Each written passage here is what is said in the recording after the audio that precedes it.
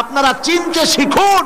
আপনাদের পতনের কারণ হলো আপনাদের মুরব্বী হচ্ছে বাংলাদেশের নাস্তিক আর মুরতাদ যারা, ভারতের পা চাটা গোলাম বুদ্ধিজীবী যারা, এরাই আপনাদের মুরব্বী। এগুলিকে ঘাড়ের উপরে চড়াইছেন, মাথার উপরে চড়াইছেন।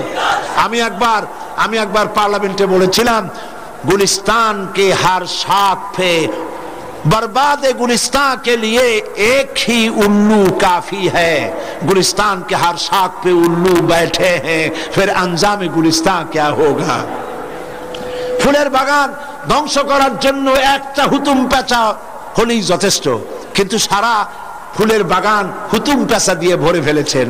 আপনি তাকিয়ে দেখেন, আপনার ডানে, আপনার বামে, আপনার মাথার উপরে আপনার বুদ্ধিদাতা, আপনার পরামর্শদাতারা কারা? এরা কি নামাজ পড়ে? এরা কি দিনদার? এরা কি ইমানদার? এরা কি আল্লাহ পরকালে বিশ্বাস করে? এরা কি কোরআনের শাসনে বিশ্বাস করে? এরা কি নবীর শাসনে বিশ্বাস করে? করে না। আর সবচাইতে নিকৃষ্ট মতবাদ যেটা, যার নাম ধর্মনিরপেক্ষ মতবাদ, এটাই হলো আপনার আদর্শ। নাউজুবিল্লাহ বলেন। আজ এই বিশাল জনসমুদ্র, লক্ষ লক্ষ মানুষকে সাক্ষী রেখে বলছি, হক কথা শুনে যান। ধর্মনিরপেক্ষ মতবাদ একটি কুফরি মতবাদ। পৃথিবীর সমস্ত আলেম, সমস্ত পীর বুজুর্গ সব একমত, ধর্মনিরপেক্ষ মতবাদ কুফরি মতবাদ। কোন মুসলমানের জন্য ধর্মনিরপেক্ষ